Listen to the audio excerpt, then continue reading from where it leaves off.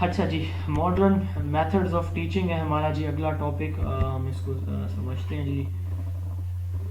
Modern methods of teaching ہیں کون کون سے؟ Programme instruction, micro teaching, simulation, computer assisted instruction, e pedagogy یا ای لرننگ. اب اس میں سب سے پہلے پروگرام انسٹرکشن ہے، اس کا بیک گراؤنڈ تھوڑا سمجھیں. 1920 سے 1930 کی ڈیکیڈ میں ایک کام شروع کیا گیا. وہ کام یہ تھا کہ کیا ساری زندگی ہم اسی ٹریڈیشنل وے سے جو ہے وہ پڑھتے پڑھاتے رہیں گے، جس ٹریڈیشنل وے سے یعنی ٹیچر اور اسٹوڈنٹ جو ہے وہ لیکچر دیتے رہیں گے؟ کوئی انوویشن ہونی چاہیے، کوئی ایسا کام ہونا چاہیے جو اب تک کسی نے نہ کیا ہو. تو اس پہ بہت سے لوگوں نے کام کیا، خصوصاً اس پہ بی ایف اسکینر جو ہے اس نے ایک ڈیوائس بنائی، اس طرح کی مشین بنائی. اس میں اس نے جو ہے وہ کورس فٹ کر دیا، اس کے اندر فیڈ کر دیا.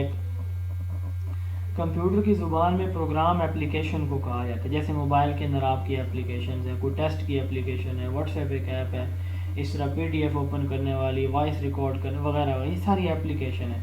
اب اس اپلیکیشن کے اندر جو انفارمیشن فیڈ کی جاتی ہے نا، وہی آپ کے سامنے اسکرین پہ آتی ہے.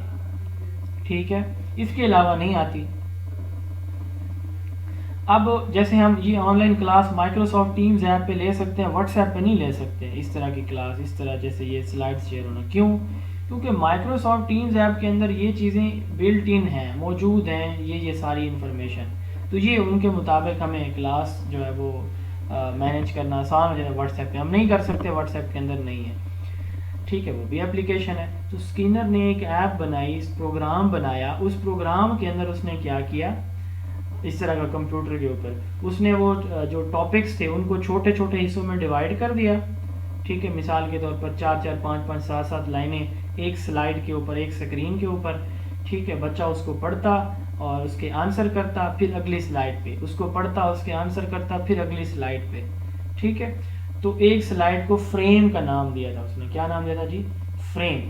اب دیکھیں اس میں ٹیچر شامل نہیں تھا، کوئی ٹیچر نہیں تھا، بس وہی انسٹرکشن جو ایک ایپلیکیشن کے اندر فیڈ کر دی گئی تھی، وہی ایپلیکیشن بچوں کی لرننگ جو ہے وہ آگے لے کے چل رہی. اس کو پروگرام انسٹرکشن یعنی کمپیوٹر بیسڈ انسٹرکشن تھی.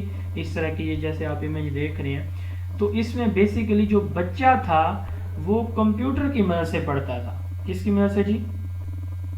کمپیوٹر کی مدد سے. یعنی بچے کو یہ ٹیچر لیس انسٹرکشن بھی ہم اس کو کہتے ہیں، ٹیچر کے بغیر کی انسٹرکشن بھی ہم اس کو، جو ہماری پروگرام انسٹرکشن ہم اس کو بولتے ہیں.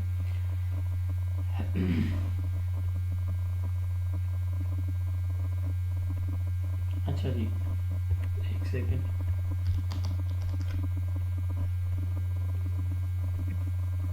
اب یہ کیا تھی جی؟ Method of teaching in which the information to be learned is presented in discrete units with a correct response to each unit required before the learner may advance to the next unit or question. It is individual strategy based on psychological principle of operant condition. The response of the learners are strictly controlled by the programmer.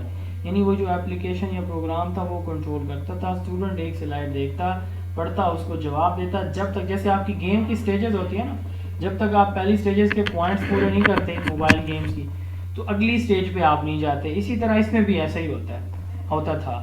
ٹھیک ہے، تو آپ اگلی stage پہ نہیں جا سکتے تھے.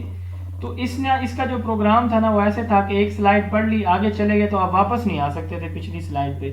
تو اس لیے اس کو لینئر پروگرام کا نام دیا گیا تھا. کیا نام دیا گیا تھا جی؟ Linear program.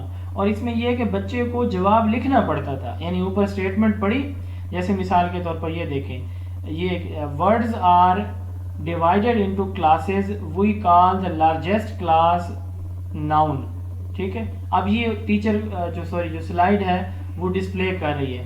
اب اگلی سلائڈ پہ یا اسی کے نیچے ایک کویسچن ہوگا، nouns are class of blank. اب بچے نے یہاں پہ جواب لکھنا تھا، اس کو ورڈز کہا جاتا ہے. ٹھیک ہے، یعنی بچہ خود پڑھے گا، پڑھنے کے بعد اس کا جواب دے گا، جواب آئے گا تو آگے چلے گا، نہیں تو ادھر بیٹھا رہے گا. جب تک جواب نہیں دے گا اگلی سٹیج پہ نہیں جائے گا، اگلی سلائڈ پہ بچہ نہیں جائے گا. تو اس کا مطلب یہ ہے کہ بچے کو فوری، جب آپ کو فوری ریسپانس مل رہا ہو، چاہے اچھا یا برا، اس کو آپرنٹ کنڈیشننگ کہا جاتا ہے. اس کو کیا کہا جاتا ہے؟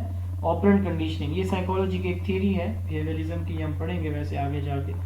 فی الحال آپ اتنا ہی یاد رکھیں. تو اس میں بچے کو آپشن نہیں ہوتے تھے، ایک فریم سے اگلے فریم تک جانے کے لیے جواب لکھنا پڑتا تھا. ٹھیک ہے، اور اس کو اس لیے لینئر کہا جاتا تھا. یہ اگر آپ دیکھیں تو یہ 1 2 3 ایسے لینئر چلتا تھا. پھر نارمن کراؤڈر نے اس میں مزید اضافہ کیا، اس نے اس کو برانچ پروگرامنگ کیا. اب برانچ پروگرامنگ کیا ہوتا ہے؟ اب آپ جو ہے وہ چوتھی سلائڈ پہ پہنچ گئے. اب آپ چاہتے ہیں کہ دوبارہ جو ہے نا دوسری سلائڈ پہ آپ چلے جائیں، ٹھیک ہے، تاکہ آپ جو ہے وہ اب دیکھیں چوتھی سلائڈ پہ آپ پہنچے ہیں تو کچھ کویسچن ایسے بھی ہو سکتے ہیں جو دوسری سلائڈ سے ریلیٹڈ ہیں، ریلیونٹ ہو.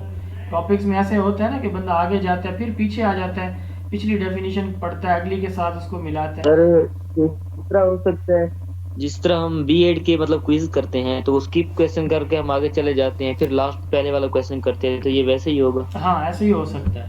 تو اس میں تھا وہی اسکرین کے اوپر، ہم تو آپ تو وربلی کوئز کر رہے ہیں نا، تو اس میں تھا کہ وہی کمپیوٹر کی اسکرین کے اوپر کویسچن آتے تھے ایم سی کیوز ٹائپ. ٹھیک ہے، مثال کے طور پر ایم سی کیو نمبر 10 پہ وہ بچہ پہنچ گیا چلتے چلتے، یا جیسے یہاں پہ 4 پہ پہنچ گیا.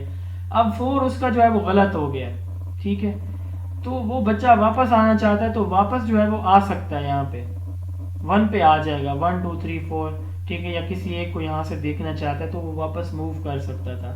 جبکہ لینئر پروگرام میں ایسا نہیں تھا، برانچڈ میں ایسا تھا. لینئر میں بچوں کو فل ان دا بلینکس کی شکل میں جواب لکھنا پڑتا تھا. برانچ پروگرامنگ میں اس کو صرف آپشن چوز کرنا ہوتا تھا. ایم سی کیوز کا جو آپشن جو ہے وہ وہاں پہ اویلیبل ہوتے تھے 4، ان میں سے ایک آپشن جو ہے وہ چوز کرنا ہوتا تھا بچے کو.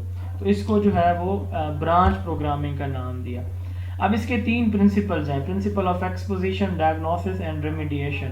ایکسپوزیشن کہتے ہیں کہ اس میں پہلے بچے کو ڈیٹیل میں کنٹینٹ سمجھایا جاتا تھا، ٹھیک ہے. پھر ہے پرنسپل آف ڈائگنوسس. اس میں دیکھیں جو ہے ہمارے فرض کریں 3 چیپٹر ہے نا، تو 3 4 چیپٹر سے 10 ایم سی کیوز بچے کو دیے گئے. تو ایک چیپٹر کے اندر اسیسمنٹ کے چیپٹر میں سپوز جو ہے وہ بچے کے 3 مارکس ہیں، باقی دونوں سبجیکٹس میں 8 یا 9 آئے ہیں، تو اس کا مطلب بچہ اس ایریا کے اندر ویک ہے، تو یہ ڈائگنوز بھی ہو جاتا تھا، پرنسپل آف ڈائگنوسس. تیسرا principle of remediation.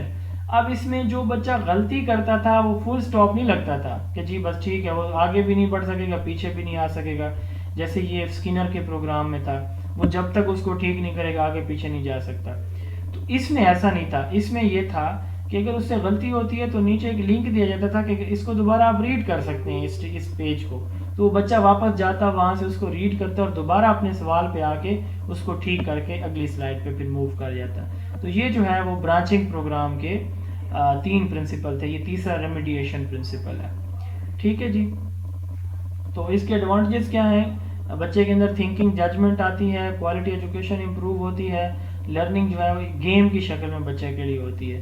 Dish advantages اس کے کیا ہیں کہ اس میں ایک تو ٹیچر نہیں ہوتا، بچے کو فریڈم آف چوائسیز نہیں ہوتی، وہی جو سلائڈ اسکرین کے اوپر ہے وہی اس نے یاد کرنا پڑھنا ہوتا ہے. اس کا دل کر رہا ہے تب بھی، اس کا دل نہیں کر رہا تب بھی، ٹھیک ہے، اس کو اچھا لگتا ہے وہ کنٹینٹ تب بھی، نہیں لگتا تب بھی.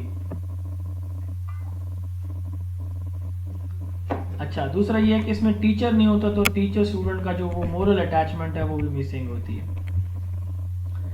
اس کے بعد ہے جی کمپیوٹر اسسٹ